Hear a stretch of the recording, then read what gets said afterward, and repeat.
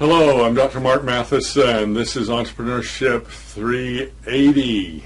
Welcome to Mohammed Unice Day. We're speaking to you from the beautiful Laie, Hawaii campus of Brigham Young University, Hawaii. And we are talking about Mohammed Unice, who is basically the George Washington of social entrepreneurship. He was the founder of the microcredit revolution and has become the guy in social entrepreneurship. So you need to know about Mohammed Unice. So we're going to spend a lecture today going over his life and seeing how he developed into the George Washington of this whole segment. He's from a country called Bangladesh, which is just east of India, formerly a part of Pakistan, and they won their independence from Pakistan, and that's an important part of the story in his life, was his desire to see Bangladesh develop and do better than they have. One of the poorest countries in the world. They had a massive famine and just has devastated the country. So when he was a young man, born in about 1940, just right before World War II.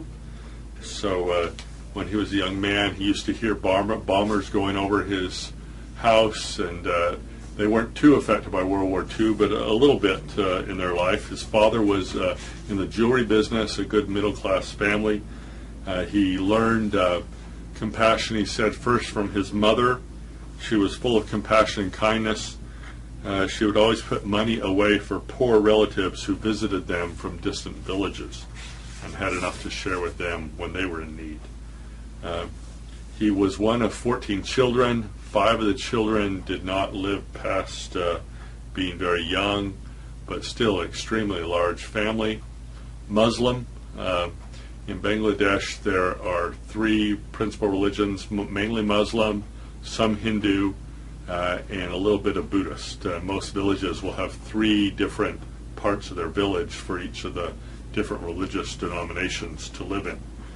He loved reading, especially detective thrillers, and so I can relate to that. You've heard from previous discussions how Freddie the Pig was my hero growing up. He also loved whodunits, and he even wrote one, complete whodunit, at the age of 12. It was not easy to keep his thirst for reading satisfied. They would borrow and improvise and even steal books. They would go to the local medical clinic and read in the waiting room the magazines that were there. Once a children's magazine had a contest and the winners received annual subscriptions. He got the names of one of the winners and wrote into the magazine editor and said, "We've moved. Please send my annual subscription to the following address," a neighbor's house up the street. And then they would go and get that magazine out of the box before the neighbor knew it was there. And so they, as I said, even stole things to read. So reading was an important part of his life. He got a scholarship to come to the United States and study economics. Before that, one of the important things in life was Boy Scouts for him. He went to the first Pakistan National Boy Scout Jamboree, and Boy Scouting was an important part of his life growing up. He tried his hand at private business. There were no packaging material manufacturers in his part of the country, and so he started up a facility to produce boxes and wrapping material and made a good profit with his business. He came to the United States on a Fulbright scholarship in 1965, a height of the civil rights movement in the United States, and he comes from conservative little village in Bangladesh to Boulder, Colorado, the University of Colorado, a liberal campus with the hippie movement in full swing, and it was a big shock for him. He called people by sir and had these proper manners, and just got thrown into a cultural free-for-all. He grew up, when they staged plays in his country, women were not allowed to participate, so men wearing women's dress and makeup would take on the female roles. So still a very conservative, restrictive society. And he comes to the United States, and right at the time of the hippie movement, rules are flying out the window. So a very different society.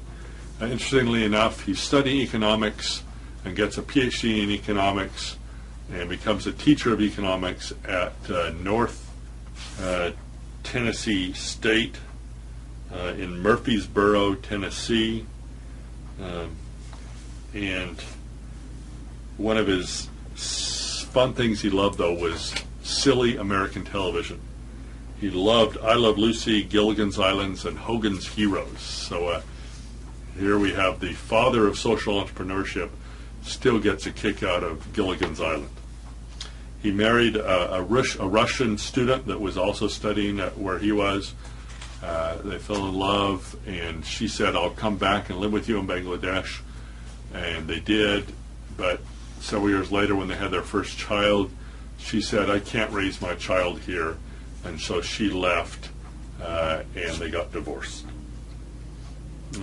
When he is teaching in the United States, the Bangladesh side on the east part of India tries to break away from the main part of Pakistan on the western side of India, and they win their independence after a very bloody civil war in the early 1970s. And to tell you how traumatic it was for the country, compare it to the United States of America, where we think Vietnam was a traumatic experience for us. Here, we lost 54,000 in the Vietnam War of United States citizens. Bangladesh, a smaller country than the United States, lost 3 million citizens in their war.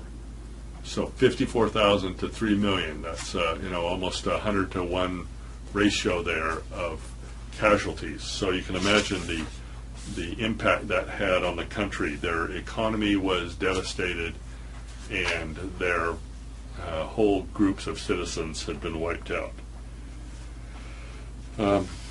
He goes back to Pakistan after the war is finished, to Bangladesh, and tries to help get the new government started. And he takes a position as the department chair in economics at a university in Bangladesh. He gets frustrated fairly quickly at the differences between academic economic theories and the reality of the economy for the little person, the little villagers. The place where the university was a little city or a little village called Jobra, that put the university out far away from the main population to keep the students from having a negative influence on the rest of the population. And he used this little village right outside the gates of the university as an economic experimentation model. And so he tried to go and see how economic theory really works in the day-to-day life of poor Bangladeshi citizens. He goes and he tries to get in contact with these people, and one problem was, being a devout Muslim that he is and going to a Muslim part of the village, as a man he is not supposed to speak to women that are not part of his immediate family. Those women stay indoors and don't want to speak to strange men. So that's, you can imagine, a hard thing for a researcher to get information from someone who doesn't and isn't supposed to talk to him. So he very early on started to take his female undergraduate students to come and to be the information gatherers in this village. And here's one of the first things he determines is he talks through almost through the wall to this one woman, and He says, how old are you? 21. He doesn't use a pen or a notepad, for that would scare her off. Later, I was only allowed my students to take notes on return visits. He asked the woman, do you own this bamboo? Yes. How did you get it? I bought it. How much does the bamboo cost? About 25 cents. Do you have 25 cents? No, I borrow it from the moneylender. The moneylender. What is your arrangement with them? I must sell my bamboo stools back to them at the end of the day as repayment for my loan after I've made them. How much do you sell the stool for? 24 cents. So she had 22 cents for the bamboo that she paid for. She sold them for 24 cents. She made 2 cents of profit per day. And the problem was the moneylender, in order to get money from the moneylender and get a loan for the day to buy the bamboo, the moneylender said, I'll loan you the money, but you have to sell me the bamboo stool. And he determined the price that she would sell it to him for.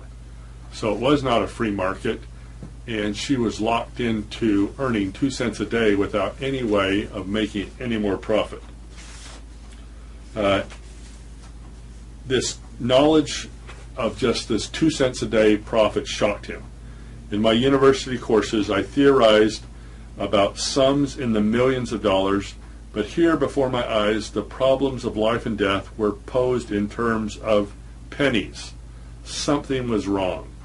Why did my university courses not reflect the reality of her life? I was angry at myself, angry at my economics department, and the thousands of intelligent professors who had not tried to address his problem and solve it.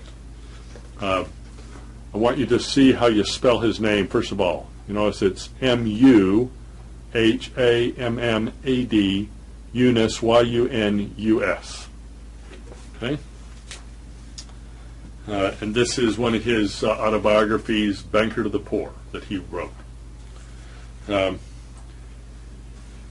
These high interest rates had become so standardized and socially acceptable in third world countries that the borrower rarely realized how oppressive it was. But he said to myself, I had never heard of anyone suffering for the lack of just 22 cents. And so this continues to weigh on his mind. He said, the next day I called in a university student who collected data for me and asked her to help me make a list of people in the village like this woman who were dependent upon the moneylenders. Within 1 week, she had a list prepared. It named 42 people who borrowed less than $27 each day. 42 people, $27, so less than $1 a day they needed to buy the goods of raw materials to make their products. He said, my God, all this misery and all these families, all for the lack of $27. I was sickened by the reality of it all. My mind would not let this problem lie. I wanted to help those 42 able-bodied, hardworking people. I kept going around and around the problem like a dog worrying about a bone. People like her were poor, not because they were stupid or lazy. They were poor because the financial institutions in the country did not help them widen their economic base. They worked all day long doing complex physical tasks. They weren't just sitting on the couch watching TV. They were working hard, and yet the economic system wasn't allowing them to get ahead.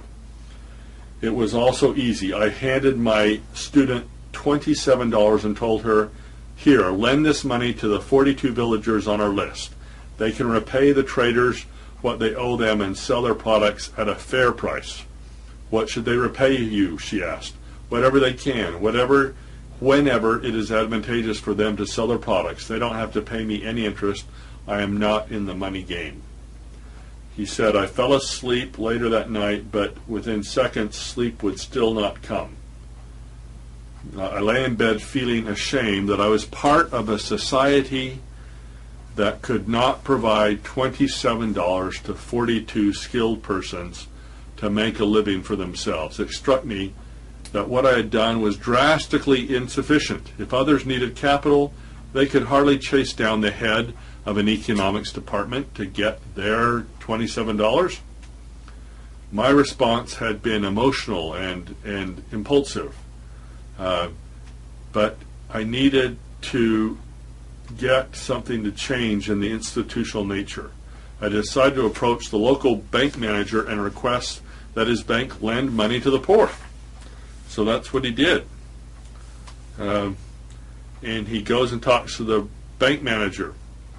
And the bank manager thinks it's all a joke. You know, what are you doing here asking for these loans for these people? You can't loan money to poor people. These people are illiterate, the bank manager replied. They cannot even fill out bank forms. 75% of the people in Bangladesh do not read or write. So filling out a bank form, he told the bank manager, was a ridiculous requirement. Every single bank in the country has that rule. Well, that says something about our banks then, doesn't it? Even when a person brings in money and wants to put it in the bank, we ask him or her to write down how much she is putting in. Why? What do you mean, why? Well, why can't a bank just take money and issue a receipt? So he said, well, that's not the way we do it. So the bank manager was locked into the traditional way of doing banks. And he said, Professor, banking is not as simple as you think. And Mohammed Unice replies, maybe so, but I am also sure that banking is not as complicated as you make it out to be. And he kept on thinking the bank manager thought he was probably being recorded on a secret camera, that this was all a big joke, you know, you got punked type of scheme. And so he kept on having a big smile on his face, like I was pulling his leg. The bank manager said, and they don't have collateral. And Unice said, well, why do you need collateral as long as you get the money back? That is what you really want, is the money back. And if you get the money back, why do you need collateral? He said, to me, it just doesn't make sense. The poorest of the poor work 12 hours a day. They need to sell and earn income to eat. They have every reason to pay you back, just to take another loan and live another day. That is the best security you can have, the best collateral, their life. That's what they're giving you, is if they mess up on this loan, they will die, basically. So they will work hard to repay your loan because that's all they have. Their collateral is their life. Finally, he got the bank to agree to give them loans if Mohammed Unice guaranteed them personally. So that's how it started out. And that's the beginnings of what is now known as the Grameen Bank, Grameen, that was founded by Mohammed Unice. And the bank and Mohammed Unice shared the Nobel Peace Prize in 2006. He was helping these people, the people he called banking untouchables.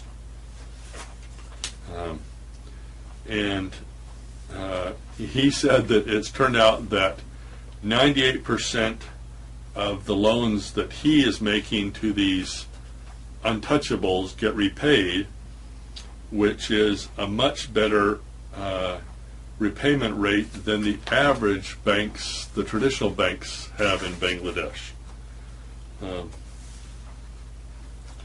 A couple things he did in setting up the Grameen Bank. This was in January 1977. He thought it was a big hurdle for people to have to pay all the loan back in one big lump sum at the end of the loan period.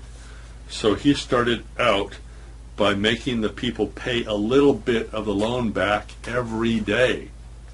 And that got to be too much of a paperwork burden, so they changed it to paying some back every week. If they have to pay their loans back at the end of the loan period in one big lump sum, and that's too hard psychologically for them, he found that people decide not to pay the loan back at all, and they don't tackle their problems, and they just sort of hope the problems will go away by the time the loan is due.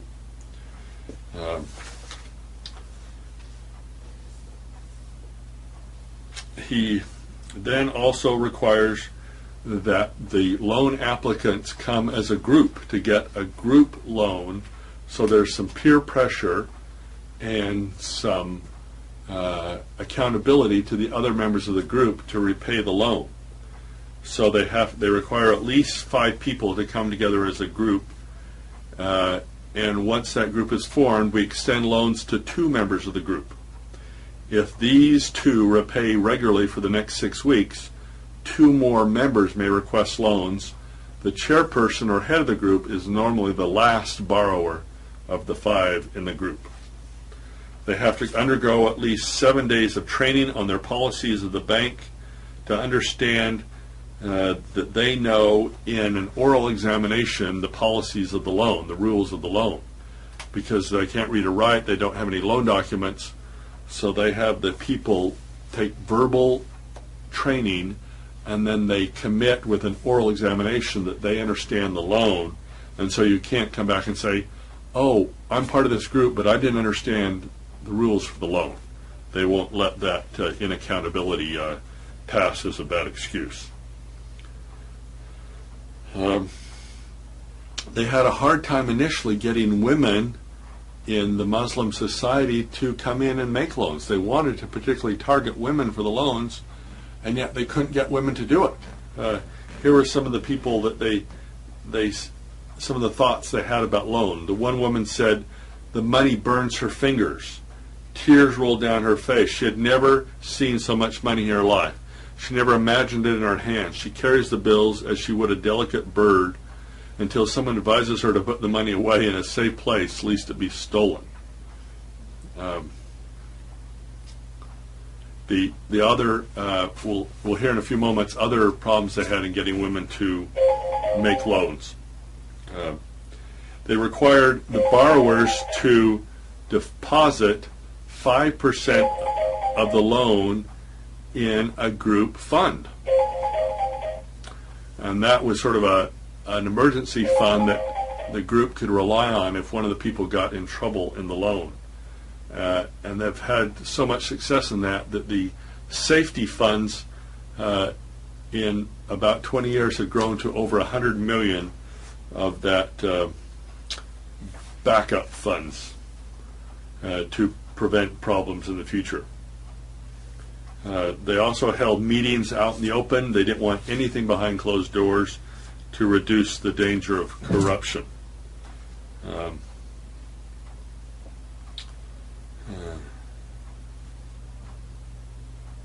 So he had some great experiences, and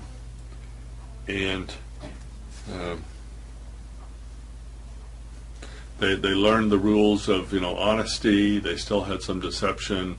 Some people say, well, I paid the loans back. So they started some pretty rigorous written accounts. Some people had their bank passbooks to write down the amounts they had paid and have them checked off by the bank official. They never had any contracts. They didn't have to go to court to enforce their loans. They assume that every borrower is honest. There's no legal instruments between the lenders and the borrowers. We are convinced that the bank should be built on human trust, not on meaningless paper contracts. And he fought against bias against women in his society. Their goal was to have half of their borrowers be women. The other traditional banks, they like to get deposits from women, but they didn't make loans to women very often, so he wanted to change that. Because he found out that the more money we lent to poor women, the more I realized that credit given to a woman brings about change faster than when given to a man. So improving the lot of women and mothers influences their children and their husbands and themselves, whereas he found if you gave credit and extra money and profit to a man, he first would turn and profit himself from that increase. Very tough society for women. A husband can throw his wife out anytime he wishes. He can divorce her merely by repeating, I divorced thee 3 times. And if she does, she will be disgraced and unwanted even to go back to her parents' homes. So these women, they were willing to work and lift themselves out of poverty, but they needed the help to be able to do that. The dreams of success for a woman invariably center around her children, where a destitute father, when he earns more income, he focuses more attention on himself. The first and foremost opposition he got were from husbands, who generally wanted the loans for themselves instead of letting their wives have the loans for their businesses. The religious leaders were also very suspicious of us. The money lenders that they were basically competing with were very unhappy that they were starting this bank. And then they even heard from the educated civil servants and professionals arguing against us. They contend that it made no sense to lend money to women while so many men were jobless and without income. And so he had to fight against a lot of discrimination and institutionalized demeaning of women in his society. We had to devise a whole series of tricks and techniques to recruit women borrowers. As I said, they had some rules where they couldn't have contact with strange men.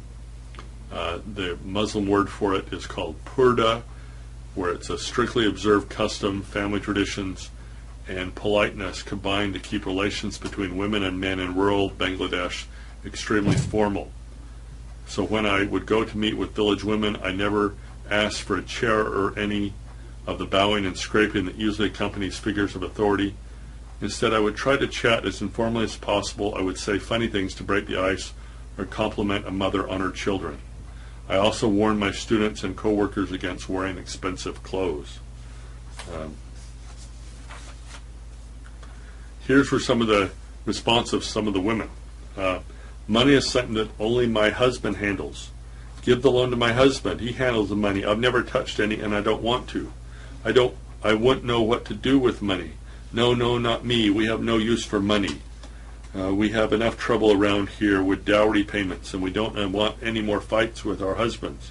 Professor, we just don't want to get into any more trouble with loans.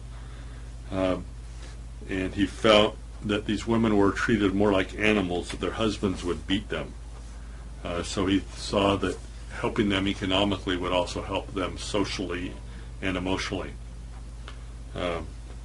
So he hired a lot of female bank workers, and that was still hard. For example, these women weren't allowed, the bank workers that were women weren't allowed to go out to strange villages, and he wanted all his workers to go and meet the people in their villages and get the loans and everything out of their villages. They didn't have a central bank office, and yet it was hard. The locals would attack his workers for riding bicycles. They were not used to seeing women anywhere but in the home. He found he had his best success in getting female bank workers who were just graduated, unmarried women, being employed. They immediately removed some of the family pressure to get married, so they weren't a burden economically on their family. And in addition, having a job increased the woman's marriage prospects dramatically. She wasn't going to be a burden to her husband because she had a job. But keeping those women was very hard.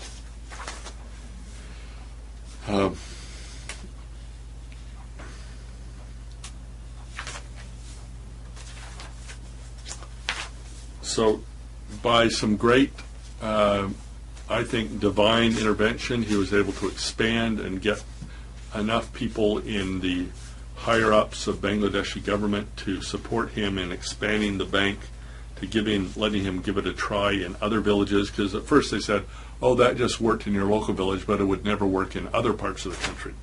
And so he had to expand it to prove to them that it would work. And so he overcame a lot of opposition. Grameen, the name of the bank that he started, means village. So in an adjunctal form, Grameen means rural or of the village. And so he had people that finally gave him help. He tried for a long time to get some outside help, and finally I think one foundation in the United States was a good supporter. It just took a long time. I mean, he started the bank in 78, and he wins the Nobel Peace Prize finally 28 years later.